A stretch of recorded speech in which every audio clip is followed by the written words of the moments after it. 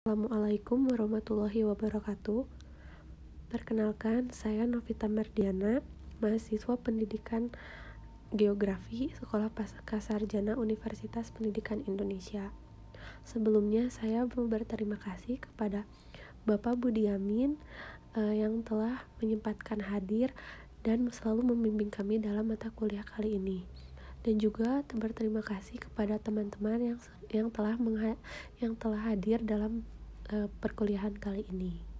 Nah, di sini saya akan membahas mengenai kajian empirik tentang peranata pendidikan dalam latar budaya dan organisasi.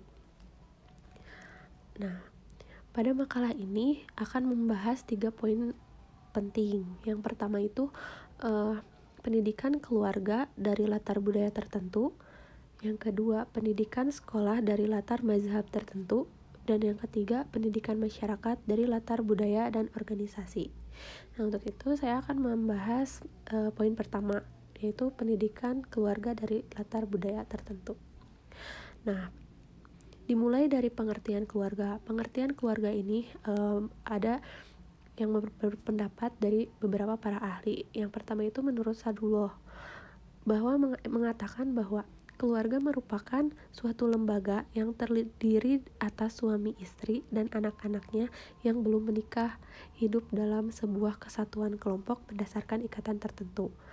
Lalu yang kedua menurut Hasbullah, keluarga itu merupakan lembaga pendidikan tertua yang bersifat informal, yang pertama dan utama yang dialami oleh anak, serta lembaga pendidikan yang bersifat kodrati. Nah, orang tua bertanggung jawab memelihara, merawat, melindungi, dan mendidik anak agar tumbuh dan berkembang dengan baik.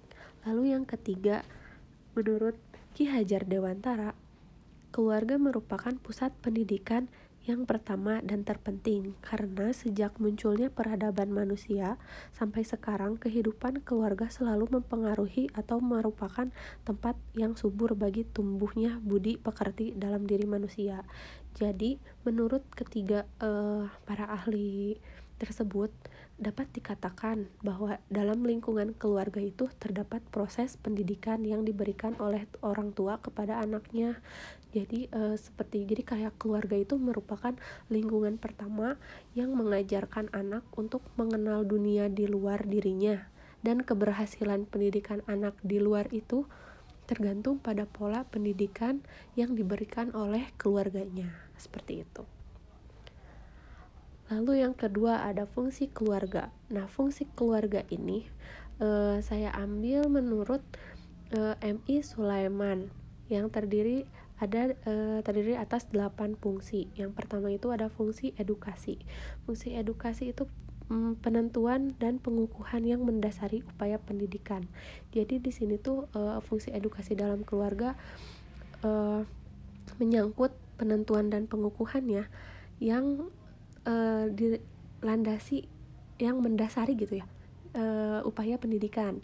Jadi contohnya tuh kayak penyediaan sarananya, pengayaan wawasannya, dan lain sebagainya yang berkaitan dengan upaya pendidikan keluarga. Nah, orang tua di sini harus dapat menciptakan situasi pendidikan dan mengundangnya pada perbuatan-perbuatan yang mengarah kepada tujuan pendidikan agar memberi contoh teladan disertai dengan fasilitas yang memadai. Seperti itu. Yang kedua itu ada fungsi sosialisasi. Nah, fungsi sosialisasi ini keluarga itu memperkenalkan nilai-nilai sosial yang berlaku dalam kehidupan sosial yang lebih luas untuk dia terjun dalam dunia masyarakat langsung. Seperti itu. Lalu yang ketiga ada fungsi proteksi atau perlindungan. Nah, di sini keluarga berfungsi sebagai tempat memperoleh rasa aman, nyaman, damai, dan tentram bagi seluruh anggota keluarga sehingga terpenuhi kebahagiaan lahir dan batinnya. Selain itu, keluarga juga harus melindungi anggotanya untuk memenuhi kebutuhan pangan, sandang, dan papan. Lalu yang yang keempat ada fungsi afeksi atau perasaan. Nah, fungsi afeksi ini kan menumbuhkan rasa cinta dan kasih sayang dalam setiap anggota keluarganya, seperti itu. Lalu yang kelima, ada fungsi religius. Nah, fungsi religius ini jadi keluarga sebagai wahana pembangun insan yang beriman dan bertakwa kepada Tuhan. Jadi, keluarga ini berkewajiban untuk memperkenalkan dan mengajak anak agar bermoral, berakhlak, dan berbudi pekerti luhur sesuai dengan ajaran agamanya, seperti itu. Lalu yang keenam ada fungsi ekonomi. Nah, fungsi ekonomi, keluarga itu sebagai tempat pemenuhan kebutuhan ekonomi fisik maupun materi, dan biasanya yang menjadi peran dalam ekonomi keluarga itu adalah kepala keluarga atau ayah, karena pada dasarnya laki-laki sebagai pemimpin rumah tangga yang menanggung jawabkan nafkah untuk keluarganya, seperti itu. Lalu yang ketujuh ada fungsi rekreasi. Nah, fungsi rekreasi ini jadi keluarga itu harus menjadi lingkungan yang nyaman, menyenangkan, cerah, ceria, hangat, dan penuh semangat. Dan lalu yang terakhir ada fungsi biologis. Nah, kalau fungsi biologis itu keluarga itu menjadi tempat untuk memenuhi kebutuhan dasar seperti kebutuhan keterlindungan fisiknya. Contohnya itu kayak kebutuhan kesehatan, sandang, pangan, dan papan, seperti itu. Lalu selanjutnya mengenai peranan pendidikan keluarga. Nah, jadi peran pendidikan keluarga ini lebih berdasar kepada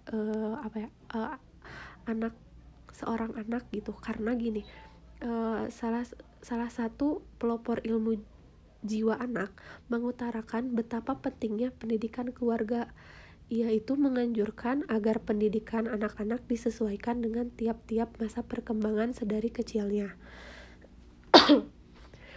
Jadi bagi seorang anak, keluarga itu merupakan persekutuan hidup pada lingkungan keluarga di mana ia menjadi diri pribadi gitu, jadi diri sendiri.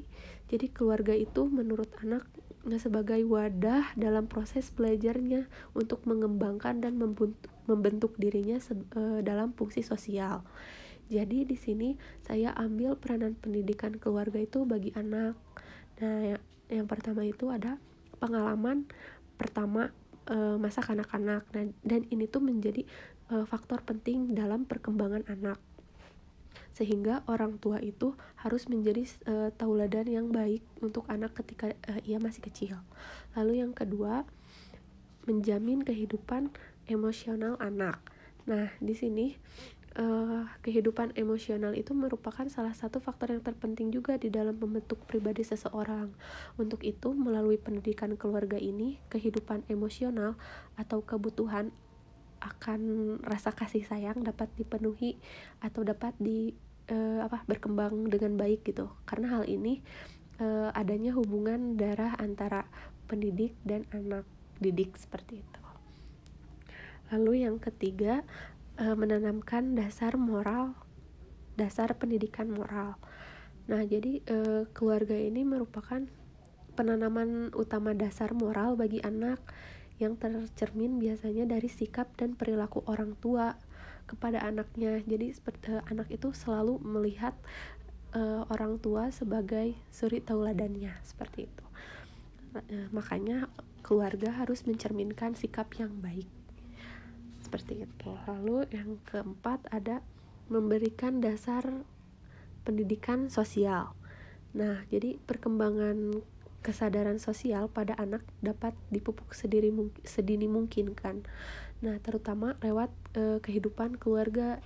Jadi ketika keluarga memiliki rasa tolong menolong, gotong royong secara kekeluargaan, maka anak pun akan mempunyai rasa. Nah, untuk yang kelima itu adalah peletakan dasar-dasar keagamaan. Nah, jadi pada masa kanak-kanak itu masa yang paling baik untuk meresapkan dasar-dasar hidup beragama. Jadi dalam hal ini tentu saja keluarga menjadi peran yang paling penting gitu untuk menerapkan peletakan dasar-dasar agamanya. Seperti itu. Selanjutnya, mengenai pendidikan keluarga dalam latar budaya tertentu. Nah, jadi di sini kebudayaan dapat disimpulkan sebagai hasil pembelajaran manusia dengan alam. Nah, alam telah mendidik manusia melalui situasi tertentu yang memicu akal budi manusia untuk mengelola keadaan menjadi suatu yang berguna bagi kehidupannya. Jadi antara pendidikan dan kebudayaan terdapat hubungan yang erat dalam arti keduanya berkenaan dengan nilai-nilai seperti itu. Jadi dalam konteks kebudayaan justru pendidikan memainkan peranan sebagai agen pengajaran nilai-nilai budaya. Karena pada dasarnya pendidikan yang berlangsung adalah suatu proses pembentukan kualitas manusia sesuai dengan kodrat budaya yang dimiliki. Jadi oleh karena itu, kebudayaan itu diturunkan kepada generasi penerusnya lewat proses belajar tentang tata cara bertingkah laku, sehingga secara wujudnya gitu, substansi kebudayaan itu telah mendarah daging dalam kepribadian anggota-anggotanya. Seperti itu. Nah, di sini saya mengambil contoh kebudayaan Sunda. Nah, karena kebudayaan Sunda itu kaya akan kearifan lokal masyarakatnya. Meskipun zaman sudah semakin modern, namun budaya Sunda masih tetap eksis gitu di kalangan masyarakat. Nah, hal ini diakibatkan karena masyarakatnya sering menggunakan melestarikan kebudayaan Sunda tersebut. Nah, contohnya saja dalam pakaian atau pakaian adat. Pakaian adat di Sunda kan banyak ya. Salah satunya kebaya. Nah, kebaya itu semakin modern gitu, semakin zaman modern, kebaya itu banyak dimodifikasi sehingga semenarik mungkin gitu orang-orang pada zaman sekarang masih mengenal kebudayaan Sunda itu sendiri.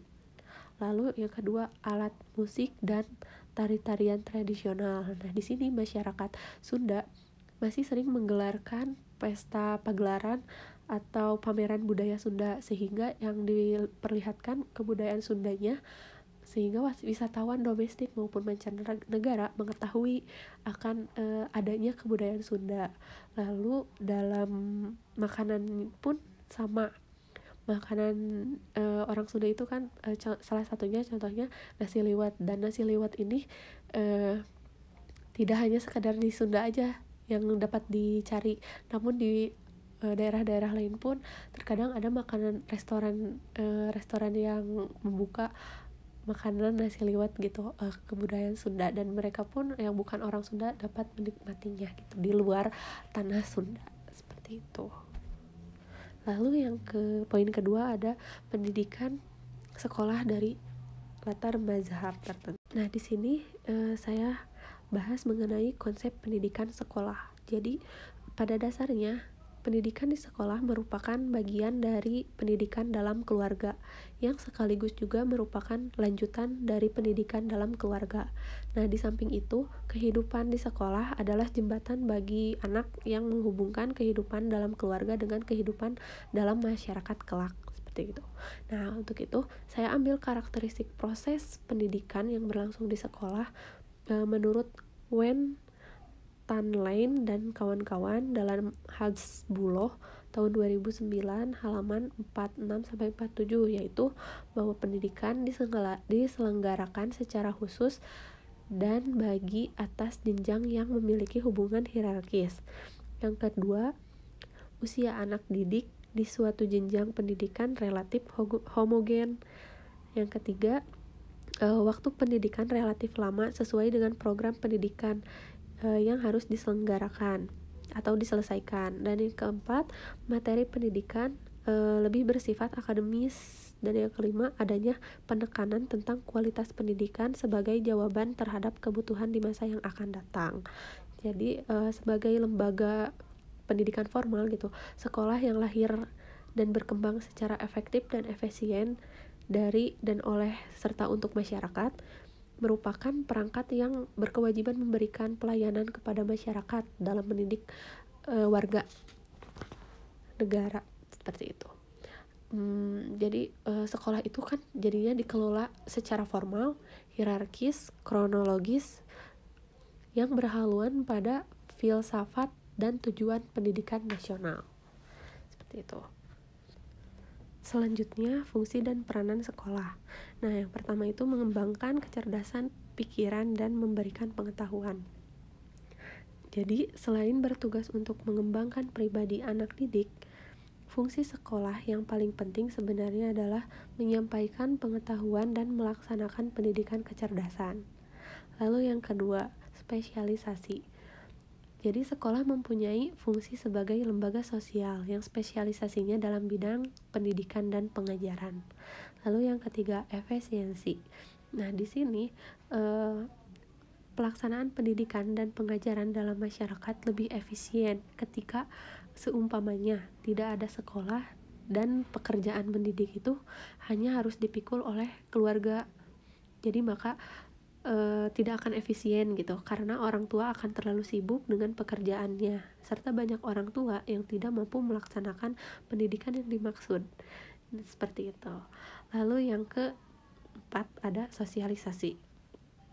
Jadi sekolah mempunyai peranan penting di dalam proses sosialisasi, yaitu proses membantu perkembangan individu menjadi makhluk sosial, makhluk yang dapat beradaptasi dengan baik di masyarakat, sebab bagaimanapun pada akhirnya anak itu akan berada di masyarakat.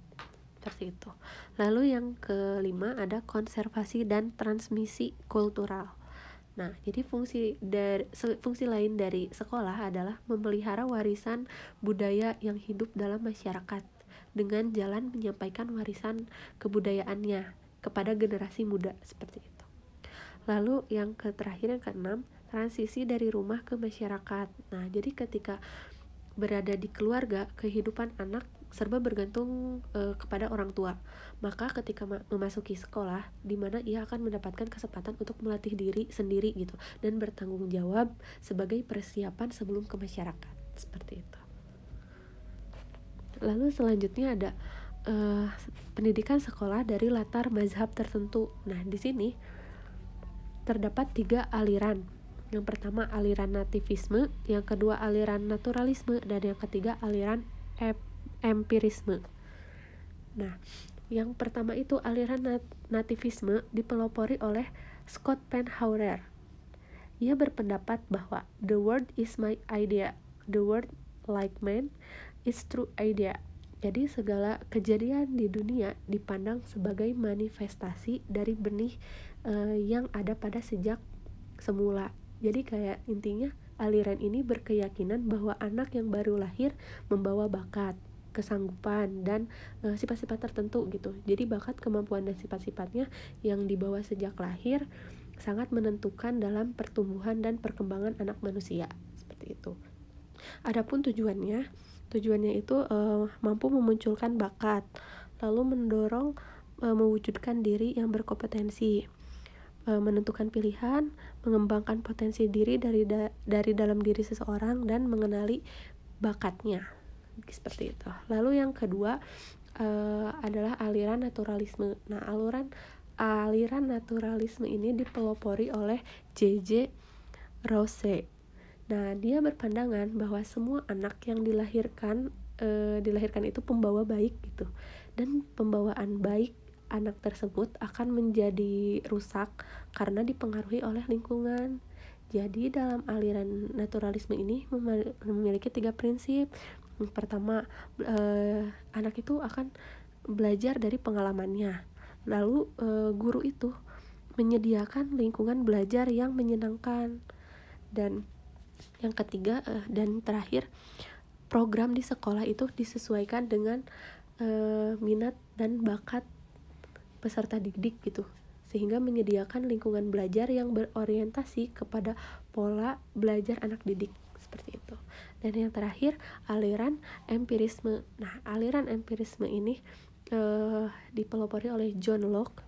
Ia mengatakan bahwa keadaan saat dilahirkan diumpamakan seperti tabula rasa. Nah, jadi tabula rasa ini seperti sebuah meja yang dilapisi lilin yang digunakan di sekolah dalam rangka belajar dan menulis. Jadi teori tabula rasa ini mengatakan bahwa anak yang baru dilahirkan itu dapat diumpamakan sebagai kertas putih bersih dan belum diisi. seperti itu. Jadi sejak lahir anak tidak memiliki bakat dan pembawaan apa-apa. Jadi anak itu dapat dibentuk semaunya pendidik.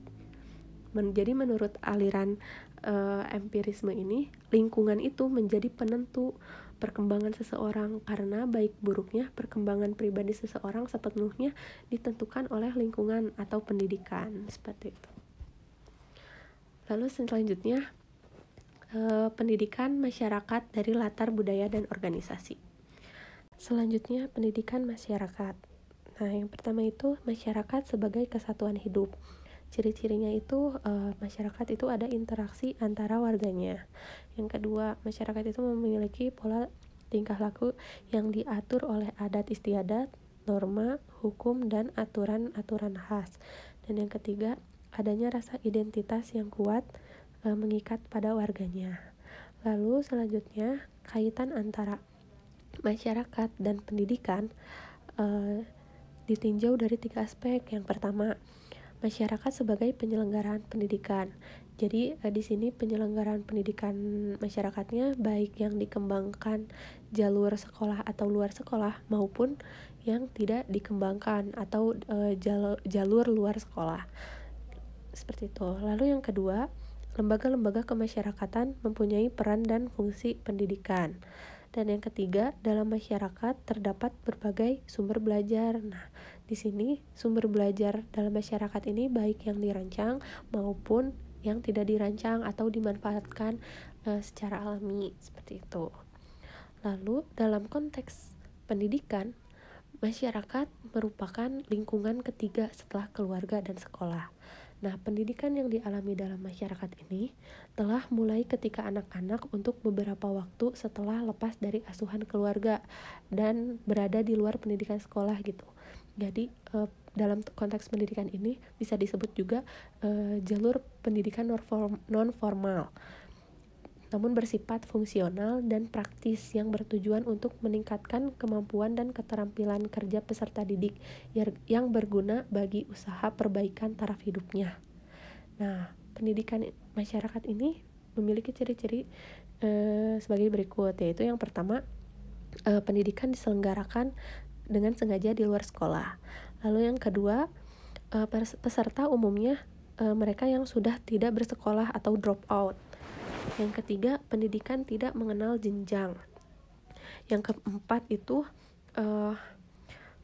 metodenya informal ya di sini maksudnya. Lalu yang terakhir, isi pendidikannya bersifat praktis karena akhirnya itu akan membentuk keterampilan kerja masyarakat itu sendiri, seperti itu. Selanjutnya, peran masyarakat dalam pendidikan. Nah, jadi lembaga pendidikan yang diselenggarakan oleh masyarakat adalah salah satu unsur pelaksanaan asas pendidikan seumur hidup. Jadi pendidikan yang diberikan di lingkungan keluarga dan di sekolah sangat terbatas, dan di masyarakatlah orang akan meneruskan hingga akhir hayat hidupnya. Nah, lalu masyarakat itu mempunyai peran yang sangat besar dalam pelaksanaan pendidikan nasional. Jadi peran masyarakatnya itu antara lain menciptakan suasana pendidikan nasional, lalu ikut menyelenggarakan pendidikan non pemerintah, membantu pengadaan tenaga, biaya, sarana dan prasarana, penyediaan lapangan pekerjaan, dan membantu pengembangan profesi baik secara langsung maupun tidak langsung, seperti itu. Nah, selanjutnya pendidikan masyarakat dari latar budaya dan organisasi. Yang pertama itu pendidikan masyarakat dalam latar budaya, yang adanya interaksi masyarakat tidak terlepas dari kebudayaan. Karena di sini hubungan antara individu itu bukan hanya sepihak melainkan timbal balik. Jadi kebudayaan itu mempengaruhi individu dengan berbagai cara, akan tetapi individu juga mempengaruhi kebudayaan sehingga terjadi perubahan sosial. Nah, kebudayaan juga dapat dipandang sebagai cara mengatasi masalah-masalah yang dihadapi. Lalu ada dalam kebudayaan di masyarakat dibedakan dengan kebudayaan eksplisit dan implisit. Nah, kebudayaan eksplisit ini misalnya dapat dilihat dari perlakuan dua orang atau lebih dalam situasi normal. Nah, contohnya itu interaksi antara suami istri, orang tua dan anak, guru dan murid, dan sebagainya. Sedangkan kebudayaan implisit itu uh, terdiri atas kepercayaan, norma-norma, dan nilai-nilai yang hanya dapat ditafsirkan oleh ahli antropologi untuk menjelaskan berbagai kelakuan anggota masyarakatnya gitu atau perilaku masyarakatnya. Lalu kebudayaan meliputi keseluruhan pengetahuan, kepercayaan, keterampilan, kesenian, moral, hukum, adat istiadat, dan kebiasaan manusia sebagai anggota masyarakat. Nah, di sini tuh aturan-aturan pendidikan dalam masyarakat merupakan interaksi antara manusia dengan lingkungannya yang akan membentuk manusia sesuai dengan kebudayaan yang dipakai dalam masyarakat tersebut. Pendidikan setiap kelompok masyarakat akan berbeda. Jadi pendidikan itu akan tercermin pada perbuatan atau tingkah laku individu itu tersendiri. Lalu yang selanjutnya, yang kedua, pendidikan masyarakat dalam latar organisasi. Nah, di sini organisasi merupakan sebuah wadah di mana orang berinteraksi untuk bertujuan pendidikan secara efektif dan efisien. Nah, tujuan pendidikan dan tujuan sekolah sebagai organisasi pendidikan formal tidaklah terpisah gitu, karena pendidikan ditunjukkan bagi orang-orang yang mengikuti proses pendidikan dan proses pendidikan ini berada dalam organisasi seperti itu. Jadi kesimpulannya, keluarga merupakan wadah bagi anak dalam proses belajarnya untuk mengembangkan dan membentuk diri dalam fungsi sosialnya. Di samping itu, keluarga merupakan tempat belajar bagi anak dalam segala sikap untuk berbakti kepada Tuhan sebagai perwujudan nilai hidup yang tertinggi. Dan juga pendidikan di sekolah merupakan proses pembelajaran yang merupakan serangkaian kegiatan yang memungkinkan terjadinya perubahan struktur atau pola tingkah laku seseorang dalam kemampuan kognitif, afektif, dan keterampilan yang selaras, seimbang, dan bersama-sama turut serta meningkatkan kesejahteraan. Dan juga interaksi masyarakat tidak akan terlepas dari kebudayaan. Seperti itu teman-teman. Terima kasih atas perhatiannya. Semoga apa yang saya jelaskan dapat dipahami. Bila ada yang bertanya, silakan bertanya. Terima kasih semuanya. Assalamualaikum warahmatullahi wabarakatuh.